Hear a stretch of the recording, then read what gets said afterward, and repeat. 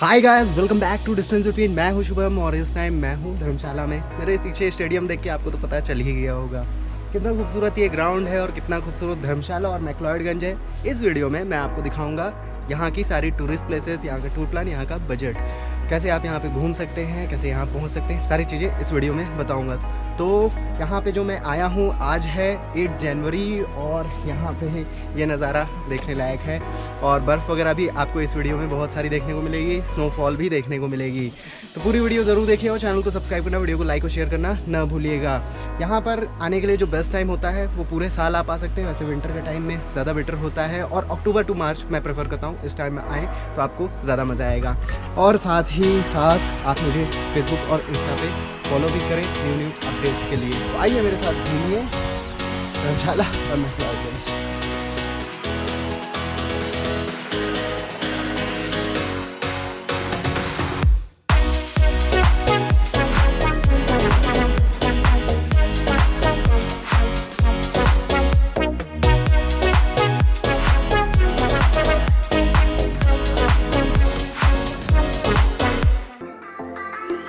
धर्मशाला पहुंचने का सबसे अच्छा और सस्ता ट्रांसपोर्टेशन बस का है। यहाँ के लिए दिल्ली से काफ़ी सारी डायरेक्ट एसी और नॉन एसी बसेस चलती हैं, जिससे आप 12 से 14 घंटे में आसानी से पहुँच सकते हैं। अगर आप और सस्ते में पहुँचना चाहते हैं तो आप पठानकोट पहुँच जाएं। पठानकोट से आप 150 से 200 रुपये में धर्मशाला ऑर्डिनरी बस से आराम से पहुँच जाएंगे। साथ ही यहाँ पर कांगड़ा गग्गल एयरपोर्ट भी है, तो आप फ़्लाइट से भी यहाँ पहुँच सकते हैं, लेकिन फ़्लाइट कुछ ही सिटीज़ से यहाँ पर आती है। धर्मशाला में आज बहुत ही अच्छी धूप है और बहुत ही अच्छा लग रहा है। ठंड में सनबाथ अच्छा खासा हो जा रहा है और मैं अभी जा रहा हूँ यहाँ से धर्मशाला क्रिकेट स्टेडियम। देखता हूँ अंदर कैसे जाया जाता है, क्या चार्जेस वगैरह हैं या फिर फ्री है, क्या है, मैं आपको बताता हूँ। धर्मशाला क्रिकेट स्टेडियम की एंट्री फीस केवल 20 रुपीज़ है और timing morning 9 AM to 5 PM है। यहाँ जितनी जल्दी आएंगे उतनी कम भीड़भाड़ आपको मिलेगी। स्वागत है आपका HPCA की क्रिकेट स्टेडियम में और आपको ये नज़ारा दिख ही रहा होगा। पीछे धौलाधर की पहाड़ियाँ दिख रही हैं और ये रहा क्रिकेट स्टेडियम। मुझे लगता है इंडिया के पहला स्टेडियम है जहाँ पर एंट्री वगैरह होगी विजिटर्स वगैरह के लिए। नहीं तो मैं कई जगह पे गया हूँ, कहीं पे भी एंट्री मुझे मिली नहीं है। और आपको ये भी जान के हैरानी होगी कि अभी तक मैं इतनी जगह घुमा हूँ पर कभी स्टेडियम में मैच नहीं देखा हूँ। और यहाँ आने के बाद मेरा बहुत दिल कर रहा है कि नेक्स्ट मैच जो भी होगा यहाँ पर किसी भी तरह टिकट बुक करके मैं यहाँ पर देखूँगा। बहुत जब टीवी वगैरह में देखता हूँ कि बहुत बड़ा दिखता है, बट यहाँ पे बहुत छोटा सा दिख रहा है स्टेडियम, बहुत ज़्यादा बड़ी फील्ड नहीं दिख रही है और सच में मज़ा आएगा। मतलब यहाँ पे आइए ज़रूर।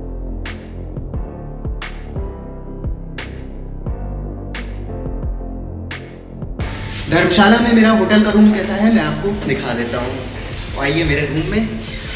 हाँ, यहाँ पे सबसे पहले यहाँ पे बाथरूम पड़ता है, तो मैं आपको दिखा देता हूँ।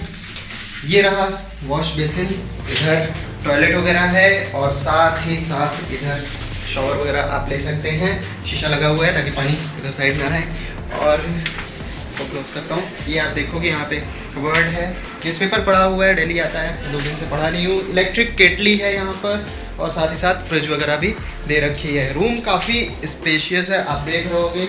यहाँ बेडरूम है काफ़ी बड़ा सा और यहाँ पे टीवी वगैरह लगी हुई है और यहाँ पे एयर कंडीशन रूम भी है, क्योंकि गर्मियों में यहाँ पे गर्मी वगैरह भी पड़ती है। साथ ही साथ रूम हीटर भी आपको यहाँ हर बड़े होटल में मिलता है और बहुत ज़रूरी भी होता है क्योंकि ठंड बहुत होती है। साथ ही बैठने के लिए यहाँ थोड़ा सिटिंग वगैरह है और यहाँ पे व्यूज़ भी आप देख सकते हैं। व्यूज़ और अच्छे आपको दिखेंगे, मैं आपको बाहर से दिखाता हूँ। यहाँ पे आप आएंगे बाहर तो ये बालकनी है और आपको यहाँ पे दिख रही होगी धौलाधर की पूरी पहाड़ी, यहाँ पे देख सकते होंगे आप, जो कि काफ़ी खूबसूरत व्यू है। और यहाँ पे चेयर लगी है, आप आराम से यहाँ पे बैठिए और व्यूज़ का आनंद लीजिए। तो आप रूम तो देख ही रहे होंगे, काफ़ी स्पेशियस है और काफ़ी आपको यहाँ पर रह के मज़ा भी आएगा। धर्मशाला से ही केवल 7 किलोमीटर की डिस्टेंस पर मैक्लॉयडगंज पड़ता है, जहाँ कई सारे टूरिस्ट स्पॉट्स हैं और धर्मशाला बस स्टैंड से केवल 20 रुपीज़ देकर आप 15 से 20 मिनट में मैक्लॉयडगंज पहुँच जाएंगे। धर्मशाला से मैक्लॉयडगंज के लिए रोपवे अभी अंडर कंस्ट्रक्शन है और जल्द ही आप धर्मशाला से मैक्लॉयडगंज बाई रोपवे भी पहुंच सकेंगे। तो मेन मैक्लोडगंज में मैं आ चुका हूँ और अब देख रहे हो बस इतना सही है मैक्लोडगंज देखने में, छोटा सा जब आप आओगे तो केवल इतना सही आपको दिखेगा। और ये मेन चौराहा है, मैक्लोडगंज स्क्वायर कहते हैं। सामने उधर आप देखोगे पूरा बर्फ़ से पूरा ढका हुआ है और इसके पास यहाँ से वो ट्रेंड वगैरह की ट्रैक चली यहाँ से जाती है, सुबह सुबह गाड़ियाँ आपको ड्रॉप करती है एक जगह और फिर उसके बाद यहाँ पे आप आसपास में जो लोकल प्लेसेस हैं वैसे भी घूम सकते हैं। भागसू नाग भी जाना है तो आपको इधर ही से जाना होगा। मैं सारी चीज़ें आपको दिखाता हूँ और मेन स्क्वायर है, खाना पीना रहना इधर ही आप कर सकते हैं। बेटे आपकी आंखें कहाँ गई? आपकी आंखें आई नहीं। हाय। जब आप मैक्लोडगंज आएंगे तो आते ही आपको यहाँ पे ये बुद्धिस्ट टेम्पल दिखेगा और काफ़ी बहुत बड़ा सिटिंग एरिया है टेम्पल, इसको यहाँ पे आप टर्न कर सकते हैं। आपको सिक्किम में जब मैं गया था, दार्जिलिंग में गया था, दार्जिलिंग में इस तरह का आपको टेम्पल मैं दिखाया हूँगा और यहाँ पे इस तरह का कई सारा है। हमने लिया है अभी यहाँ पे गाजर का हलवा जो कि 50 रुपीज़ का, ये रहा छोटा सा बच्चा सा प्लेट और खाते हैं और टेस्ट करते हैं कैसा है ये। खोआ मिलाने इसमें टेस्टी है, ले सकते हैं आप लोग भी। तो कैसा लग रहा है टेस्ट यहाँ का? बहुत ही ज़्यादा स्वाद है, गर्मा गर्म। गर्मा गर्म ठंड में अच्छा लग रहा होगा। हाँ ज़रूरत है इस टाइम। मैक्लोडगंज के मेन स्क्वायर से आपको मैं थोड़ा सा मैप गाइड कर देता हूँ। इस ओर आप जाएंगे तो पड़ता है भागसू नाग वाटरफॉल, इस ओर जाएंगे तो पड़ता है डल लेक और इधर साइड जाएंगे तो आपका पड़ता है दलाई लामा टेम्पल। तो हर जगह कुछ ना कुछ है, तो आपको हर जगह एक्सप्लोर करने को मिल जाएगा। और इस तरफ से आप आते हैं धर्मशाला की तरफ से और इधर ही रास्ते में पड़ता है सेंट जॉन्स वाइल्डरनेस चर्च, वहाँ भी मैं जाऊँगा। मैक्लोडगंज के मेन स्क्वायर से 1.5 किलोमीटर की दूरी पर ही भागसू नाग वाटरफॉल पड़ता है। अभी मैं भागसू नाग वाटरफॉल के रास्ते पे चल रहा हूँ और ये दिख रहा है मैक्लोडगंज और उधर दिख रहा है धर्मशाला, दोनों आप एक साथ में देख सकते हैं। धर्मशाला का जो छोटा सा स्टेडियम है, बच्चा सा वहाँ पे क्यूट सा दिख रहा है। हाँ, काफ़ी मज़ेदार व्यू है यहाँ से।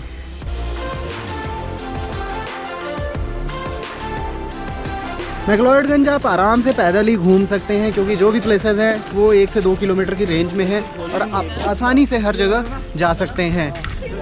आराम से पैदल निकलिए, हर जगह पहुंच जाएंगे।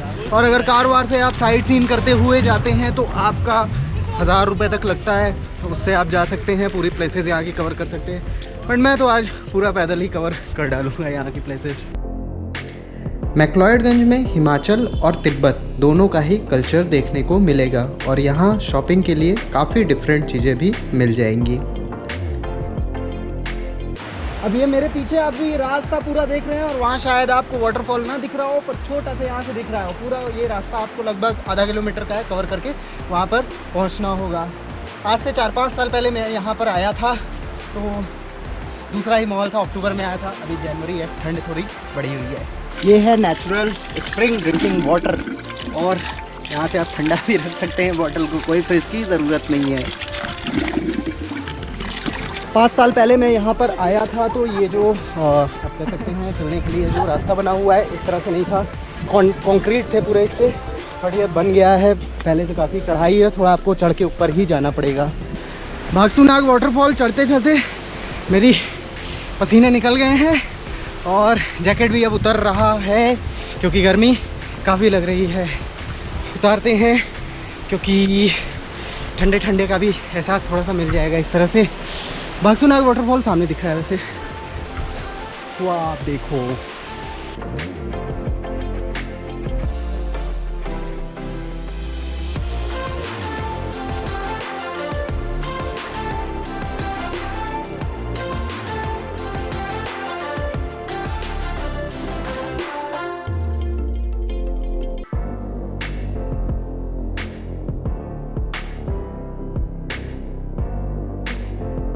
मेरे बैक साइड में जो आप वाटरफॉल देख रहे हैं वो है भागसू नाग वाटरफॉल। देख रहे होगे आप मैं कहाँ पे खड़ा हूँ, इधर भी पानी है, उधर भी पानी है। कुछ साल पहले जब मैं यहाँ पर आया था तो यहाँ पर नहाने वगैरह अलाउ था, लगभग 5 साल पहले। बट आप यहाँ पे अब स्विमिंग वगैरह नहीं कर सकते हैं, यहाँ पे स्ट्रिक्टली प्रोहिबिटेड है। बट फिर भी आप यहाँ पे आके नज़ारे तो देख ही सकते हैं, मज़ा आएगा आपको यहाँ पर आकर। जहाँ पर कोई नहीं जाएगा वहाँ पर जाएगा आपका ये शुभम यूट्यूबर। ये आप देख रहे होगे, ये है माता का मंदिर, भागसूनाग वाटरफॉल उधर बह रहा है और इधर साइड कोई नहीं आता है, इसलिए मैं यहाँ पर पहुँच गया हूँ। और यहाँ से आपको व्यूज़ भी बहुत अमेजिंग दिखेंगे। ये पूरा मैक्लोडगंज भी इधर से दिखेगा और थोड़ा सा और आगे है यहाँ पे, और देख रहे होगे आप पूरा बगल बगल खाई है, फिर भी मैं जा रहा हूँ। बर्फ़ वरफ़ है, थोड़ा ठीक से चलना पड़ता है। हाँ, इधर भी कोई नहीं है, सुनसान है। यहाँ से आप व्यू देखो अकेले, अगर आप कपल हो इन सब जगह आकर बैठो, थोड़ा टाइम स्पेंड करो आप। हाँ।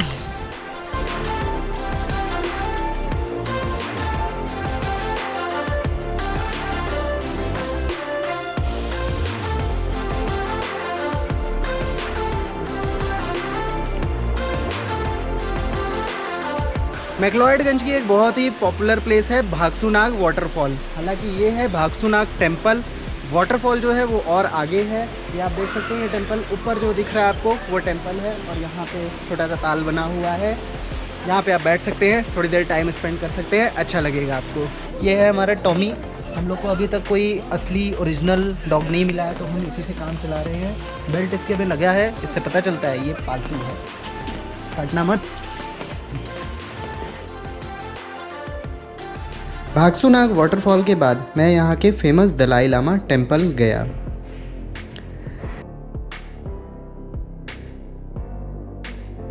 आप जब भी किसी तिब्बतन टेम्पल में जाते होंगे तो आपको ये ज़रूर दिखता होगा, और इसका मतलब आपको समझ लेना है ये क्या है। ये लिखा है यहाँ पर, ये मणि चक्र है और इसमें ओम मणि पद्मे होम इनका मंत्र होता है, और एक बार में इसे घुमाने पर लाखों बार आपका मंत्र जाप का पुण्य मिलता है। तो आप इसमें लिखा हुआ है बाएं हाथ की ओर इसको घुमाया जाता है। तो आपको किसी भी तिब्बतन टेम्पल में जाएंगे ये ज़रूर देखने को मिलेगा। मैक्लोडगंज अगर आप आते हैं तो यहाँ पर वेज थुमका नूडल आप लेना ना भूलें। ये पूरी तरह से वेजिटेरियन होता है, और इसमें आप देखेंगे यहाँ पे सब्जियाँ वगैरह इसमें सब ऊपर से डली हुई है, और इसमें ज़्यादातर नूडल जो है वो पूरा नीचे रहता है। और ये आपका सूप रहता है, सूप भी आप टेस्ट कर सकते हैं, टेस्ट करके मैं बताता हूँ। हाँ, ठंड में यहाँ पे आप खाएंगे तो इसको टेस्ट और अच्छा लगेगा, सूप का भी एक्सपीरियंस मिल जाएगा, मतलब टेस्ट मिल जाएगा, और ये तो मिलेगा ही। इसको ऐसे ही खाता हूँ मैं अपने स्टाइल में। भी बहुत गर्म है और सूप से ही टेस्ट पता चल गया है। और साथ ही साथ यहाँ पे आपको कई सारी शॉप्स हैं जहाँ पे ये मिल जाएगा, क्योंकि ये यहाँ का तिब्बतन फूड है और काफ़ी पॉपुलर है। और जो इसकी प्राइस यहाँ पर मुझे मिली है 140 रुपीज़ है।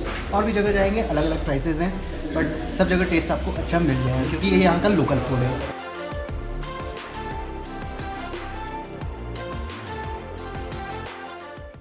अब मैं जा रहा हूँ Saint John's in the wilderness church में, और आप यहाँ पे माहौल देखेंगे, मौसम देखेंगे, पूरा एकदम धुंध हो चुकी है, और यही बगल में है कब्रिस्तान वगैरह आप देख रहे होगे, और धुंध है, पूरा हॉरर टाइप का माहौल बन रहा है। अभी मैं वहाँ भी जाऊँगा, आपको दिखाऊँगा।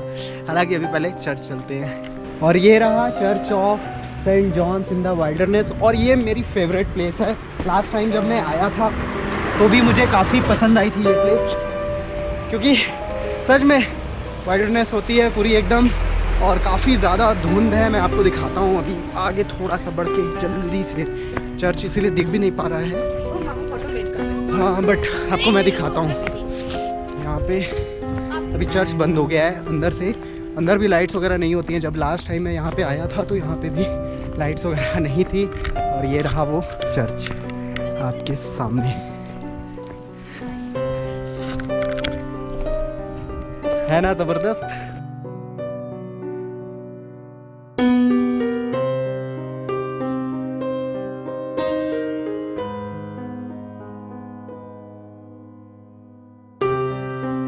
Saint John's in the wilderness church से थोड़ा सा आप अंदर आएंगे तो यहाँ पे कब्रिस्तान वगैरह है, और अब मैं वहीं जा रहा हूँ। धुंध आप देख रहे होगे, 1920 वगैरह की याद आपको आ रही होगी।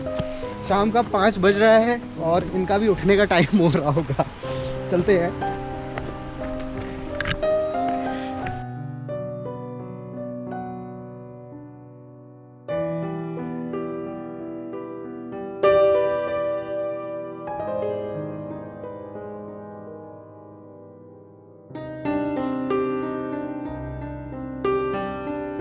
कहते हैं मुर्दों को जगाना नहीं चाहिए, वैसे मैं किसी को डिस्टर्ब नहीं कर रहा हूँ, बट फिर भी आ गया हूँ यहाँ पर भी, क्योंकि यहाँ पे मुझे काफ़ी शांति मिल रही है।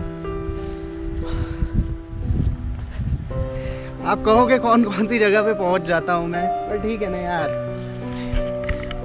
इनको भी थोड़ा स्पेस मिला हुआ है, मैं भी थोड़ा यहाँ पे आ गया हूँ और अच्छा लगता है। मैं लास्ट टाइम भी आया था तो यहाँ पे आया था, बैठा था काफ़ी देर पे, उस टाइम एकदम अकेले था, कोई नहीं था, पर ठीक है, अच्छा लगता है। आप देख रहे हो धुंध वगैरह पूरा है और एकदम हॉरर वाला सीन है। 5 बज चुका है इवनिंग का और यहाँ पे सब सो ही रहे हैं अभी रात को उठने का टाइम होता है इनका।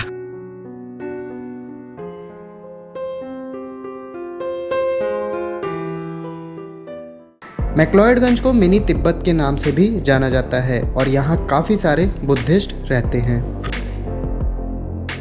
मैक्लोडगंज से लगभग 3 किलोमीटर की दूरी पर आप जाते हैं तो पड़ता है डल लेक।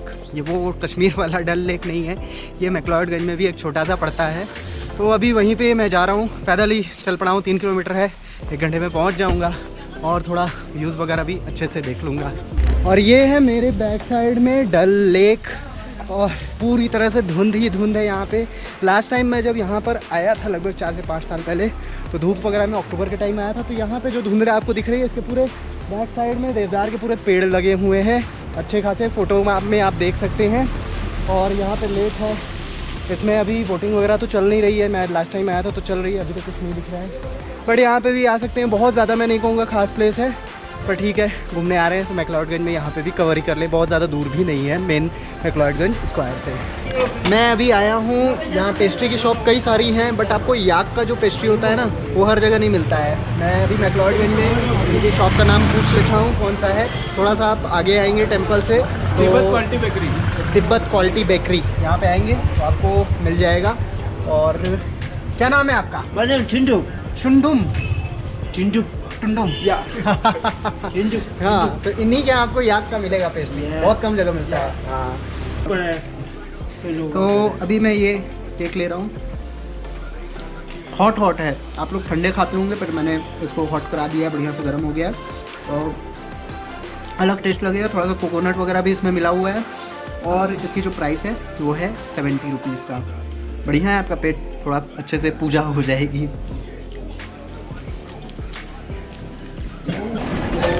आज मुझे समझ में आया कि रोड्स पर बर्फ़ कौन सी जमती है। ये आप देखिए, यहाँ पर पूरी जमी हुई बर्फ़ है और बहुत ही तेज़ स्नोफॉल हो रही है, तो पूरा मज़ा आ रहा है। और आज रोड बंद हो जानी है, मुझे लगता है कि आज का हो गया मेरा। होटल पता नहीं कैसे जाऊँगा, मुझे भी नहीं मालूम है। पूरी रोड यहाँ पे बर्फ़ से ढकी है।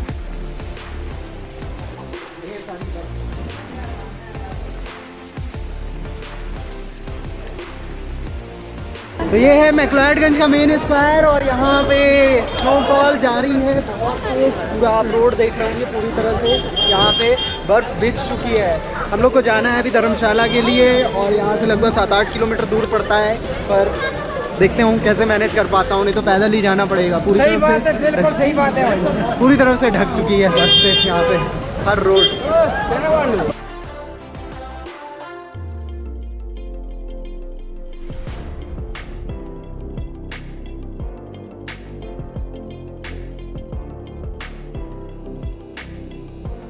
तो अभी आप देख रहे होंगे कितना हैवी स्नोफॉल हो रहा है और रास्ते में मैं जा रहा था मैक्लोडगंज से धर्मशाला और बस थोड़ा सा आगे बढ़ते हुए ही स्लिप कर गई और पेड़ का वहाँ पे था, समझ लो आप कि बच गया, नहीं तो बस नीचे थी।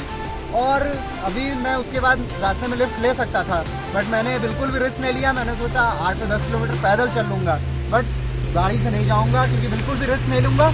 बहुत ज़्यादा मिलिट्री की गाड़ियाँ हैं वही जा पा रही है, नहीं तो कोई नहीं जा पा रही है। बहुत ज़्यादा स्लिप कर रही है गाड़ियाँ, तो अगर ऐसी कंडीशन हो तो जहाँ आप हो वहीं पे रुक जाएं, बिल्कुल भी रिस्क ना लें आगे बढ़ने का, बहुत प्रॉब्लम हो सकती है। हम लोग तो फंसी चुके हैं। टैक्सी हम लोग को मिल रही थी, बट हम लोग हाँ, टैक्सी मिली बट नहीं लिया क्योंकि स्लिप बहुत कर रही थी और एक को तो हम लोग लिफ्ट लेने भी वाले थे, पर फिर उसके बाद वो मैं आगे जाके देखा रुक गई थी। तो भगवान बचा रहे हैं हम, और इसीलिए पैदल ही चल पड़ा हूँ। आधे रास्ते लगभग कंप्लीट हो गए हैं।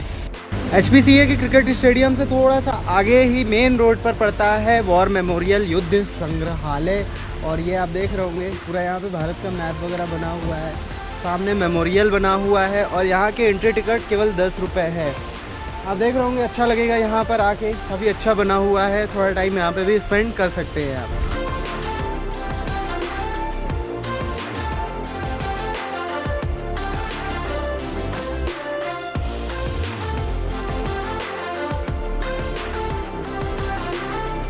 धर्मशाला और मैक्लोडगंज कवर करने में आपका क्या खर्चा आएगा वो मैं आपको क्लियर कर देता हूँ। यहाँ पर घूमने फिरने के लिए अगर आपके पास 2 दिन है तो आप आराम से सारी प्लेसेस यहाँ की कवर कर सकते हैं। एक दिन आप मैक्लोडगंज के लिए रख लें और एक दिन आप धर्मशाला के लिए रख लें। 2 दिन आपके लिए काफ़ी हैं। आप धर्मशाला एक दिन कवर कर सकते हैं, यहाँ की लोकल प्लेसेस जैसे वॉर मेमोरियल हो गया, आपका धर्मशाला क्रिकेट स्टेडियम हो गया, टी गार्डन हो गया, कुणाल पत्री टेम्पल हो गया, ये सारे प्लेसेस आप कवर कर सकते हैं और कुछ मार्केट्स वगैरह, कुछ टेम्पल्स वगैरह कवर कर सकते हैं एक दिन में। और दूसरे दिन आप मैक्लोडगंज वगैरह का कवर कर सकते हैं, आप बागसुनाग वाटरफॉल जा सकते हैं, यहाँ से दलाई लामा टेम्पल जा सकते हैं और साथ ही साथ आप कवर कर सकते हैं यहाँ पे डल लेक है, सेंट जॉन्स चर्च है।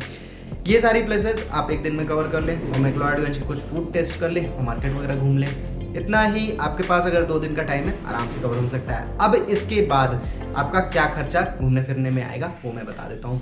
होटल में यहाँ का जो खर्चा आपका आएगा पर डे 2 एडल्ट्स का वो अराउंड 1000 रुपये से 1500 रुपये आपका पर डे का खर्चा हो सकता है 2 एडल्ट्स का। मैं 1500 कंसिडर कर रहा हूँ पर डे का।